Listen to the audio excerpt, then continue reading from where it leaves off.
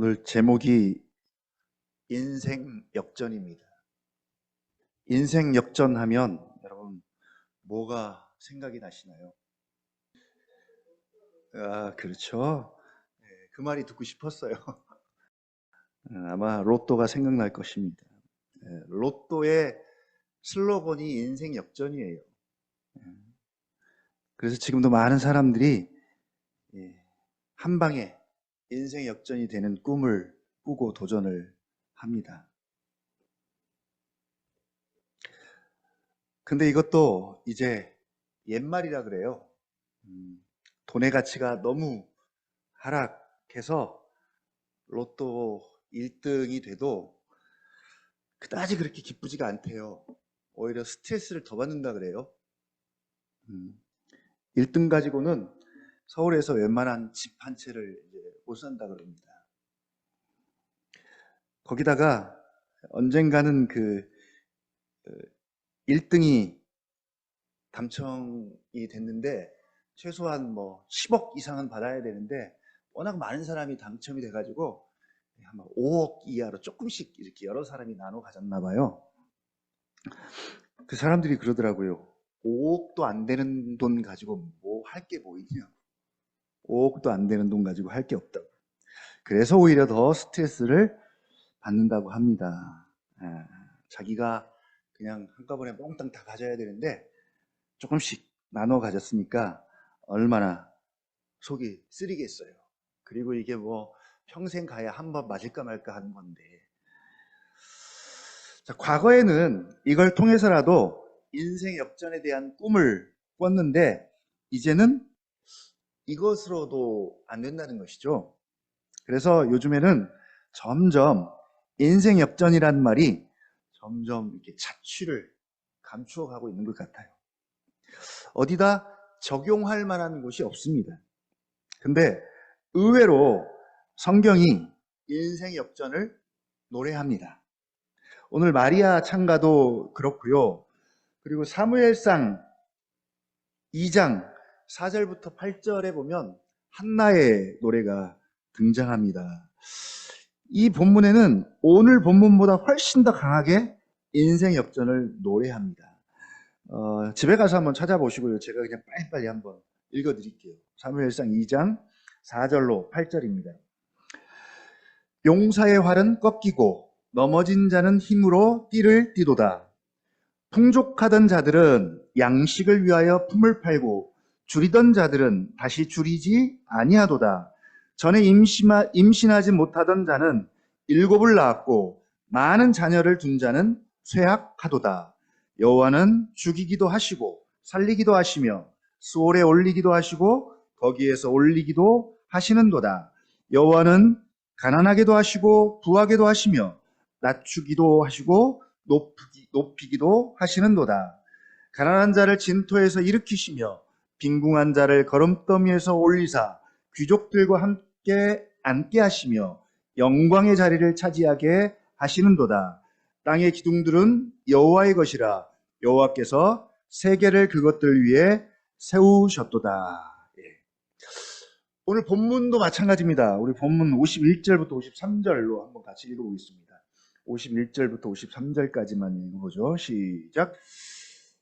그의 팔로 힘을 보이사 마음의 생각이 교만한 자들을 흩으셨고 권세 있는 자를 그 위에서 내리치셨으며 비천한 자를 높이셨고 줄이는 자를 좋은 것으로 배불리셨으며 부자는 빈손으로 보내셨도다. 예. 여러분 얼마나 시원하고 유쾌하고 통쾌합니까? 이보다 더 확실한 인생 역전이 어디 있을까요? 이 인생 역전을 우리가 로또에다만 적용을 하다 보니까 우리에게는 사실은 인생 역전이라는 말이 되게 좀 부정적이고 무슨 허황된 꿈을 꾸는 것처럼 비신앙적으로 보이는데 오히려 성경은 그렇지 않습니다. 오히려 인생 역전의 꿈을 꾸십시오. 그리고 이 꿈이 나의 현실 속에서 이루어지기를 기도해야 합니다. 반드시 이루어져야 합니다. 그게 하나님 나라죠. 이게 하나님 나라입니다. 원리는 간단합니다. 마리아는 지금 자신에게 이루어지는 일을 어떤 일일까요? 비천한 자를, 실제로 마리아의 처지가 그렇습니다. 갈릴리 나사렛 동네의 목수의 아내입니다. 사회적으로 되게 천한 자리에 있었습니다. 그런 자신에게 이런 놀라운 일을 행하셔서 자신을 높여주신 하나님을 지금 찬양합니다. 48절이죠. 같이 읽어보죠. 시작. 그의 여종의 비천함을 돌보셨습니다. 보라, 이제 후로는 만세 나를 복이 있다 일컬으리로다. 예. 복음이 있는 곳에는 영원히 마리아의 이름과 영광이 거론될 거예요. 그렇다고 마리아가 숭배의 대상이 되는 건 아닙니다. 그도 주님을 믿어야 하고요. 주님이 필요합니다. 그도 구원이 필요한 존재입니다. 그러나 그에게 하나님의 전적인 은혜로 인생 역전이 일어났습니다. 그래서 너무 감격스러워서 지금 그걸 찬양하고 노래합니다. 오늘 이걸 우리에게 좀 적용을 해보려고 합니다. 마리아는 하나님의 기름 부으심이 있는 자죠. 다른 말로 하면 하나님께서 선택한 자입니다. 주의 일을 위해서 특별히 선택받은 자입니다. 그래서 인생 역전이 일어났습니다. 근데 과연 이걸 우리에게도 똑같이 적용할 수 있겠는가라는 것이죠.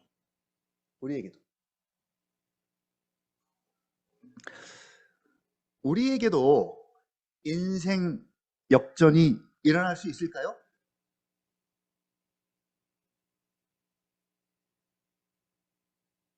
네, 별로 기대감이 없어요. 아니면 이미 일어났습니까?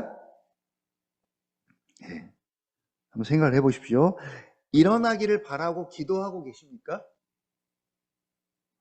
아니면 아예 그런 기대조차도 하지 않습니까? 혹은 혹시 일어난다면 어떤 형태로, 어떤 형태의 인생 역전을 기대하십니까? 하다못해 우리가 기도하는 시간, 뭐 하는 시간일까요? 내 삶의 현장에서, 우리 삶의 현장에서 이런 인생 역전이 일어나기를 기도하는 그런 시간 아닐까요? 그리고 이 일을 누가 하십니까?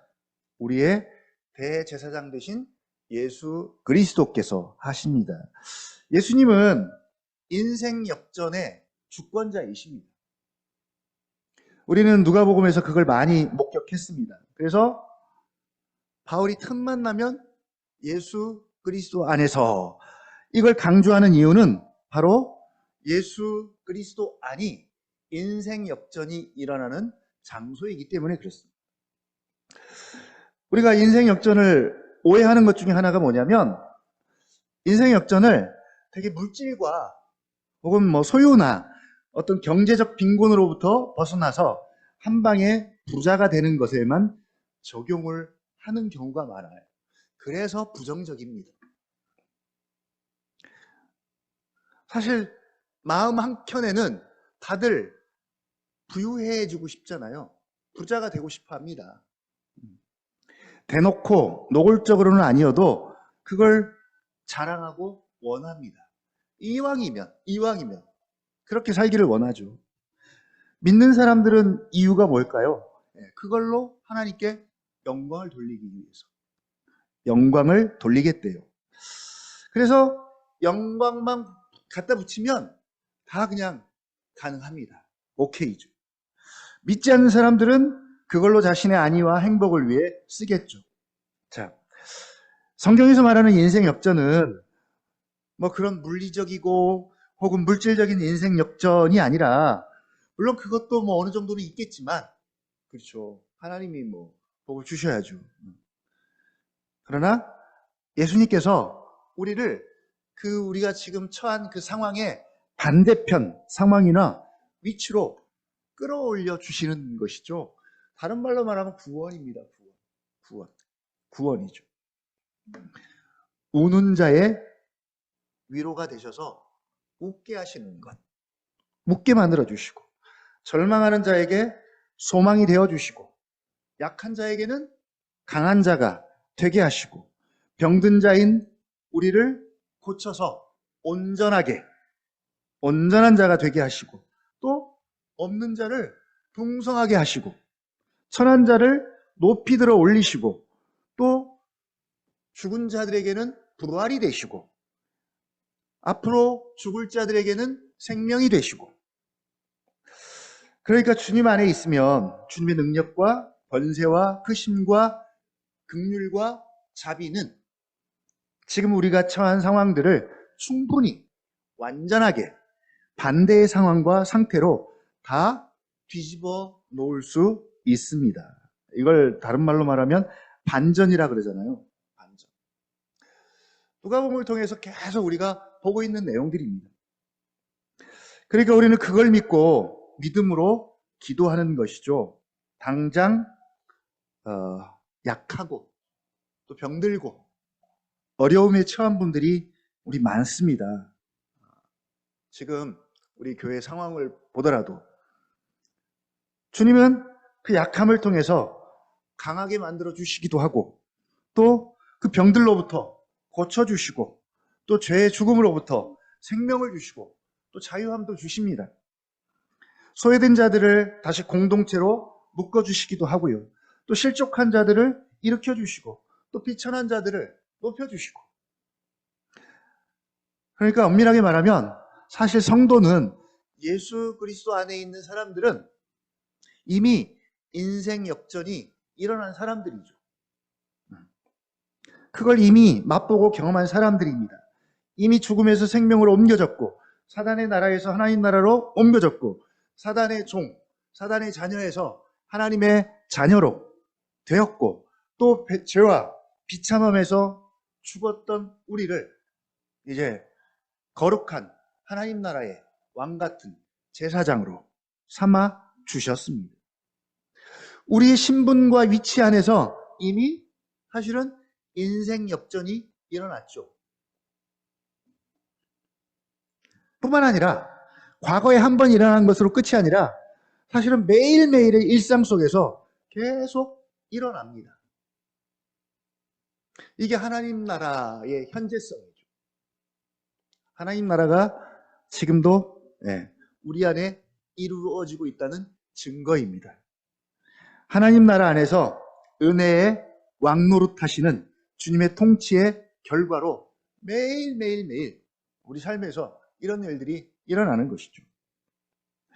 반대로 우리가 그리스도 예수 안에 있지만 여전히 우리도 울 일이 얼마나 많아요.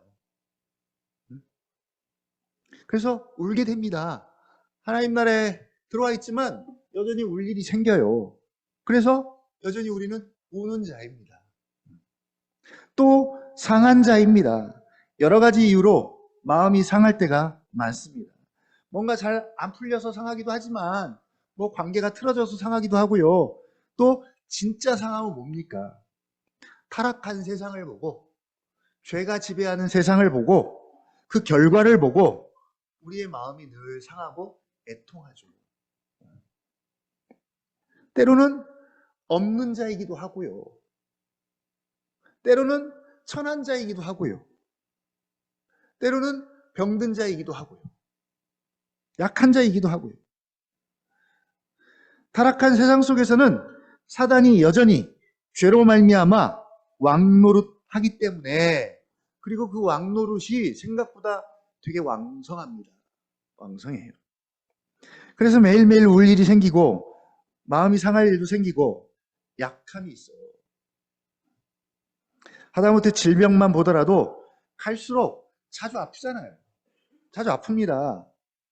점점 우리가 질병으로부터 자유하지 못해요. 나았다가 또 다른 곳이 또 아프고, 그래서 결국 어디를 향해 가요? 죽음을 향해 계속 가고 있습니다. 그리고 사건, 사고도 왜 그렇게 많은지. 그러나입니다. 예수님이 그 모든 것들의 주권자이시기에 우리는 오늘 또 주님의 위로와 또 치료와 고침을 기대하면서 주님의 주권을 인정하고 높여드립니다. 그리고 나와 우리 삶의 현장에서 그런 상황들 가운데 인생 역전이 일어나도록, 반전이 일어나도록 기도하는 것이죠. 주님이 우리 왕이십니다. 주님이 지극히 높으신 하나님의 아들이십니다. 평강의 왕이시죠. 또 주님이 우리의 생명이십니다. 치료자이시고요. 구원자이십니다. 근데 그 근거는 뭡니까? 인생 역전이 일어나는 근거는 우리의 열심도 아니고요. 주님의 정체성 자체가 그래요. 예수님의 정체성 자체가 그렇습니다. 최근에 제가 이제 찬송가 96장 예수님은 누구신가를 계속 부르고 묵상을 하는데 좀 아쉬운 게 하나가 있어요. 가사는 너무너무 좋은데 곡이 동요 같아요. 그래서 준이가 이렇게 반주하면서 농담으로 뭐라 그러더라 그걸? 그 아이들이 부르는 노래하고 이렇게 연결을 시키더라고요. 무슨 노래지? 일단 끝난 다음에 한번 물어보세요. 이렇게 치다가 퐁당퐁당 뭐 이상한 동요곡으로 이렇게 가더라고요.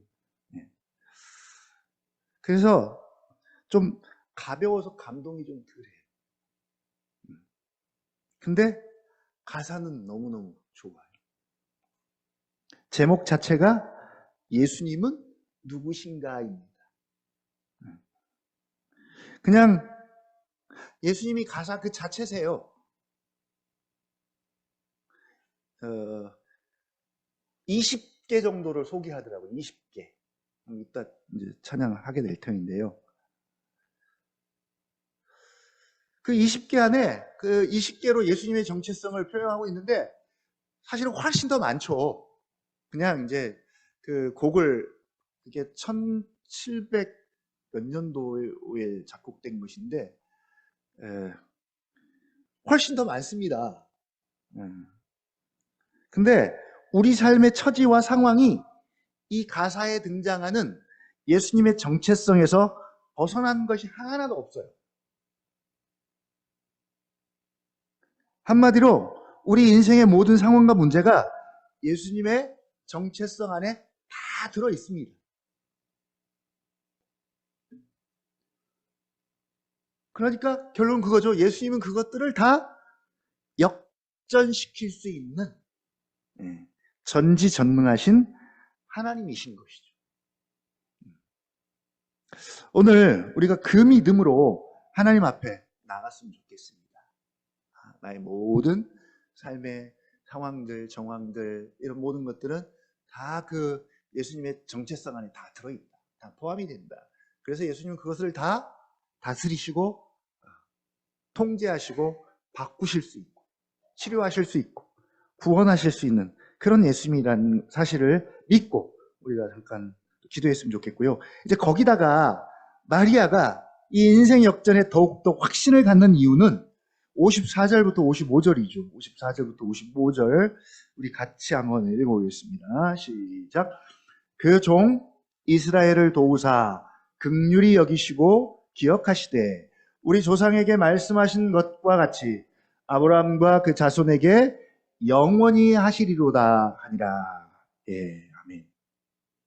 바로 언약에 신실하신 하나님에 대한 영원한 찬양과 신뢰입니다. 마리아가 들고 나온 것은 이제 아브라함 언약이잖아요. 아브라함과 맺은 언약입니다.